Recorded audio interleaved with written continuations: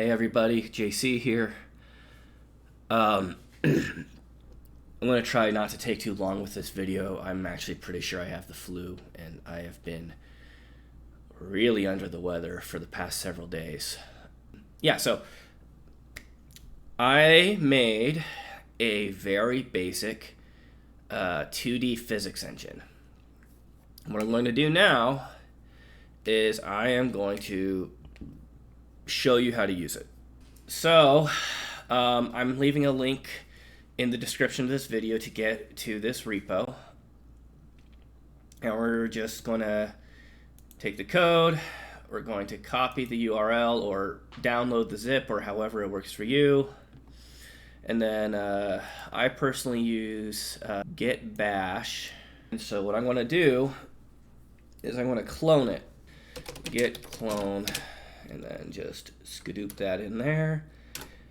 And so there are two branches in this. Both of them actually have a version of the physics engine.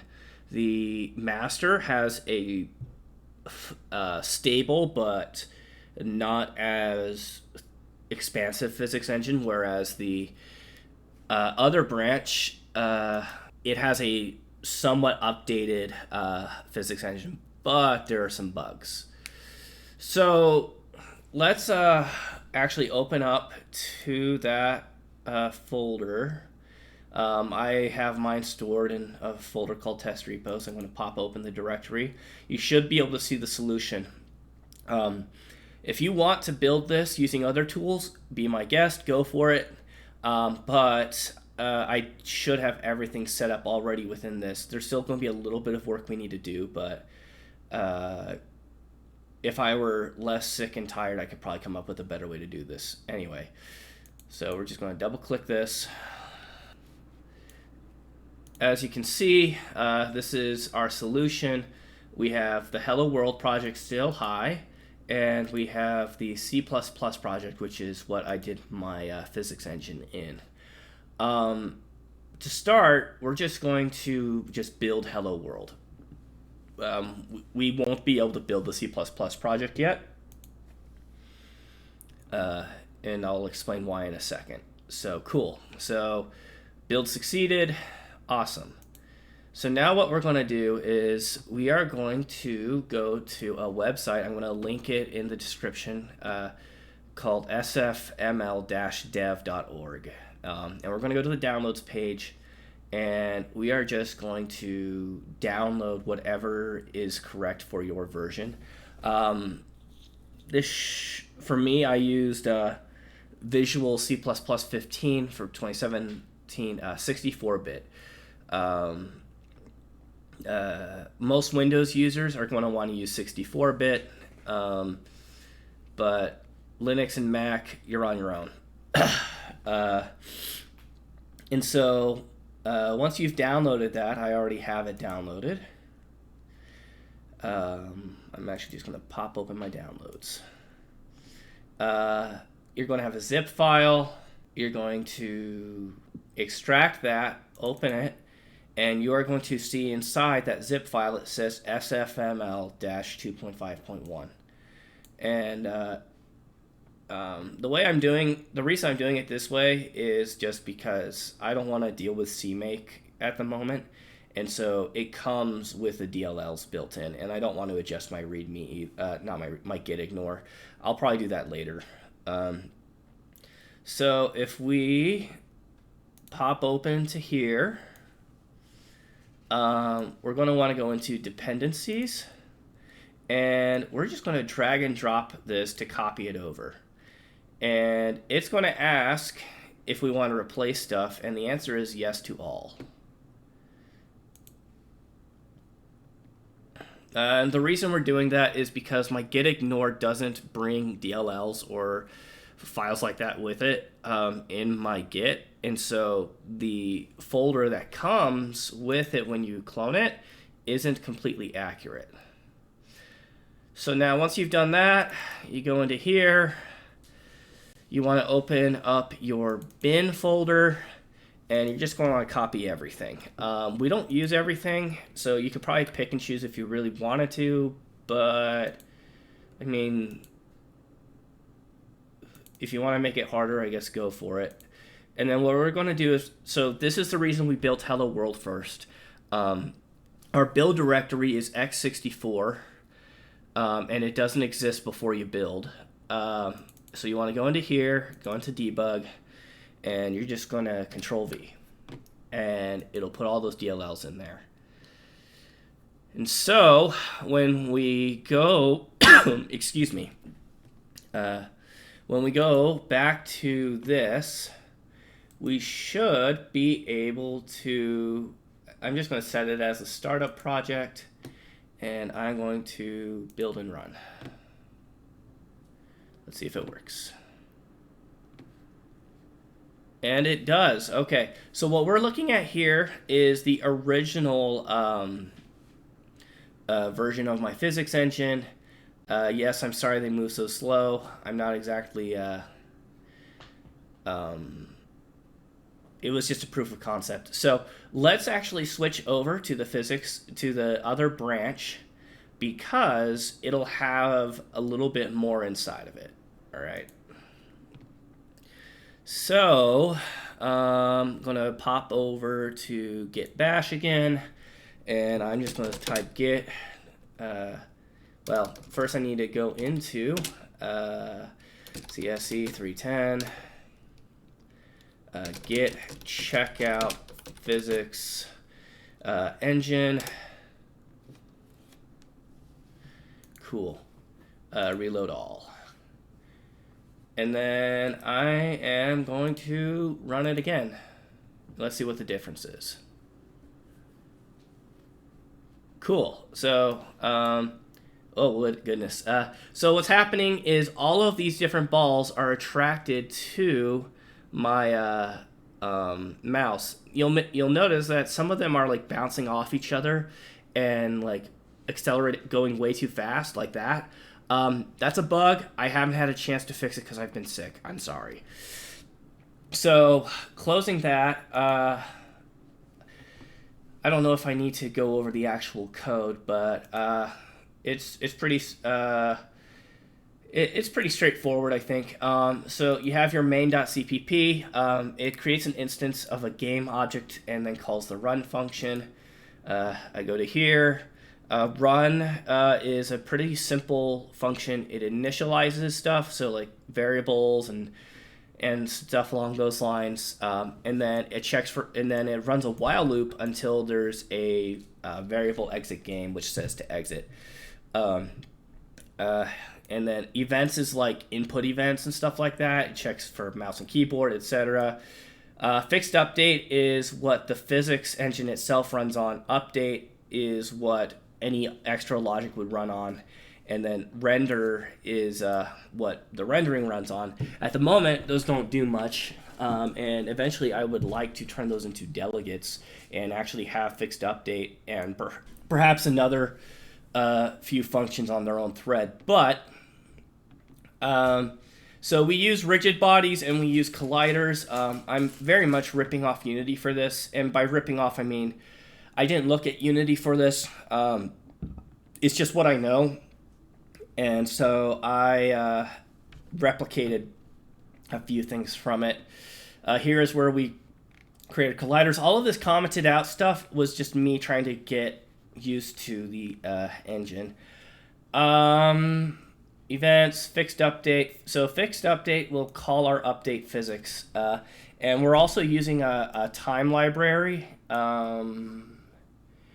here, which uses, header files. It uses a standard library chrono. And yeah, so it's a really simple class that is designed to help me keep track of time. How much time has passed since the last frame, since the last physics update. Right now, those will be pretty similar, but if I move to multi-threading, it will eventually be useful. So let's actually dive into the physics. So for this, I probably should have separated each part of the physics into separate files and under the same namespace, but that'll be something for later, JC. So I have a vector 2, which, there are other vector 2 libraries out there, but I wanted to make my own so I could really understand how it works. I have a simple circle collider. I do not have a generic collider. I am using an entity class, which is very simple. It just has an ID, and this lets me look up entities in binary trees or dictionaries. And both colliders and rigid bodies inherit from entity. Generally speaking, I think almost everything will. But back to here.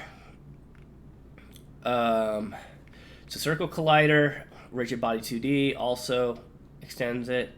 And then physics 2D is kind of what manages everything. So very little of the actual logic for how the rigid bodies interact with each other is handled inside of the rigid body class. Most of that is handled inside of the physics 2D class. The rigid bodies are able to accept information and provide information, but it's the physics class that does stuff with it. So if we go to physics2d.cpp, we are using CMath in here just because, I'm not going to, reinvent the wheel completely. It was useful for, things like getting exponents and for getting square roots and for getting cosines. I am aware that square roots are super inefficient, and I should try to not use them if possible. I just haven't had the chance to really optimize. So we have the circle collider, vector 2. Getting its magnitude and getting it normalized are both very important. Magnitude, normalized, hypotenuse, these are all important because when it comes to calculating angles and directions and acceleration and velocity and momentum, you need to be able to compare vector directions, compare vector magnitudes to get speed, and then distance, and so on and so forth. Moving from that, we have rigid body 2D. So it interacts with the collider to get, things like basically just the bounds. But the rigid body handles mass. It handles velocity. It handles acceleration and so on and so forth. And then physics 2D. I'm tracking entities with a list. I need to do this because essentially I need to guarantee that all colliders that are intersected with each other, I have checked that I know that they're intersected with each other. So the worst way to do that, which is the way I did it, is to use a double. Is to use a linked list and do a double for loop. This is really bad. This is a big O of n squared in time complexity. But this is a really terrible way of doing it. It makes it super slow. So eventually what I want to do is I want to implement maybe something like quad trees, which organize the data according to its spatial positioning, which makes it a lot easier to compare colliders' positions and overlapping against one another. This is how I calculate the transfer of momentum between two colliders. It's an adaptation of this commented out code that I haven't deleted because I need it for reference still. Making it a little bit cleaner. Resistance to movement is, so in order to make this work, here I'll hit play again just to show you what I mean. in order to make this work, I needed to act upon objects using acceleration to make them move toward the mouse. Because if I did it with, you know, momentum, if I was directly adjusting the velocity, they would turn instantly, which is not what I want. I want them to, have to like slow down and turn around to come back. And so, in order to do that, I operate on velocity. But the problem is, if you do that, where you're only operating on velocity, if you don't have a resistance, then your objects will continue to constantly increase in velocity and will just become obnoxiously fast. And so what I did is I created a resistance multiplier to kind of simulate air resistance and other forces. If I really wanted to get technical, I could try calculating the mass of a certain volume of air compared to the volume of the circle, but we're working with 2D anyway, not 3D, so it would be area, and it just wouldn't be worth the trouble, not for this.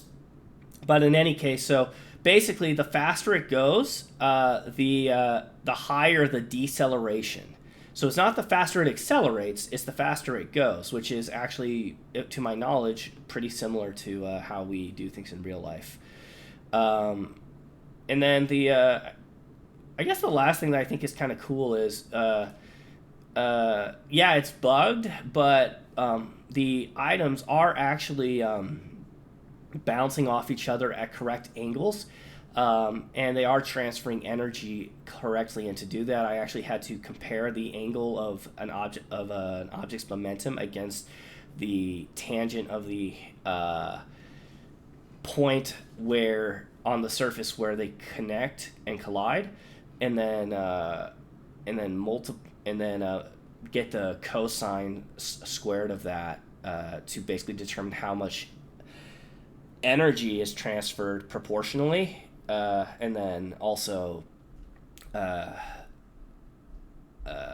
do something similar to get the angle that they move at. Sorry, I am really tired. But I think that covers everything. I'm going to try to link stuff either in the Git README or in the video description. So be sure to check those out, and thank you very much for your time.